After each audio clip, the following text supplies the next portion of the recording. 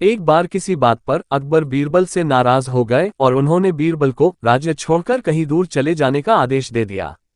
बीरबल ने अकबर के आदेश का पालन किया और राज्य छोड़कर चले गए। कुछ समय बीतने के बाद अकबर को बीरबल की याद आने लगी। कई महत्वपूर्ण मुद्दों पर बीरबल का मशवरा अकबर को निर्णय लेने में मदद करता था।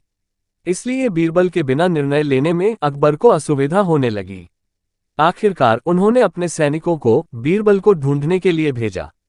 सैनिकों के कई गांव में बीरबल को ढूंढने का प्रयास किया, लेकिन बीरबल नहीं मिले। कई जगहों पर पूछताछ करने के बाद भी बीरबल का पता ठिकाना नहीं मिल सका और अकबर के पास सैनिक बैरन लौट आए।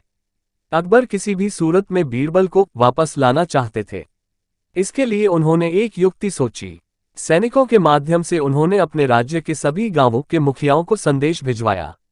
संदेश इस प्रकार था, 1 माह के भीतर एक घड़े बुद्धि भरकर उस घड़े के साथ दरबार में उपस्थित हो। ऐसा न कर पाने की स्थिति में बुद्धि की जगह घड़े में हीरे जवाहरात भरकर देना होगा। अकबर का ये संदेश सैनिकों द्वारा गांव-गांव में प्रसारित किया गया। एक गांव में बीरबल भेष बदलकर एक किसान के खेत पर काम किया करते थे। जब उस गांव ने मुखिया को अकबर का ये संदेश मिला तो वो चिंतित हो उठा। उसने गांव के लोगों की सभा बुलाई। बीरबल भी उस सभा में उपस्थित हुआ। गांव के मुखिया ने अकबर का संदेश गांव वालों को दिया तो सभी सोच में पड़ गए। तब बीरबल ने मुखिया से आग्रह किया, महाशय, आप मुझे एक घड़ा दे दें, मैं उसे इन महीने के अंत तक उसे बुद्धि से भर दूंगा। मुखिया के पास और कोई चारा नहीं था। उसने एक घड़ा बीरबल को दे दिया। बीरबल वह घड़ा लेकर किसान के उस खेत पर चला गया जहां वह काम किया करता था।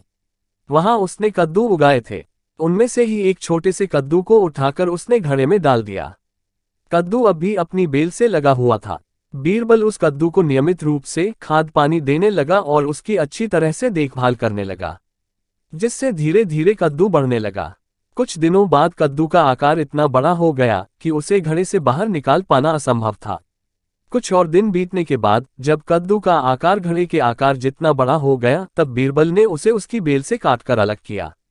घड़े का मुंह कपड़े से ढकने के बाद वह गांव के मुखिया के पास पहुंचा और वह घड़ा उसे देते हुए बोला, ये घड़ा बादशाह अकबर को दे देना और उनसे कहना कि इसमें बुद्धि भरी हुई है। उसे बिना काटे और इस घड़े को बिना फोड़े उसे निकाल लीजिए। एक मुखिया बादशाह अकबर के दरबार पहुंचा और उसने अकबर को घड़ा सौंपते हुए वैसा ही कहा जैसा बीरबल ने उसे कहने के लिए बोला था। अकबर ने जब घड़े के ऊपर से कपड़ा हटाया और उसमें झांक कर देखा तो उसमें उन्हें कद्दू दिखाई दिया। वे समझ गए कि इतनी दूर की सोच सिर्फ बीरबल की ही हो सकती है। पूछने पर मुखिया ने बताया कि यह उसके गांव के एक किसान के खेत में काम करने वाले व्यक्ति ने किया है। अकबर जान चुके थे कि वो व्यक्ति और कोई नहीं बल्कि बीरबल है। वे तुरंत मुखिया के गांव गए। वहां किसान के घर जाकर बीरबल से मिले और उससे माफी मांगकर वापस दरबार में ले आए। सीख, मॉरल ऑफ द स्टोरी, हर समस्या का कोई न कोई हल अवश्य होता है।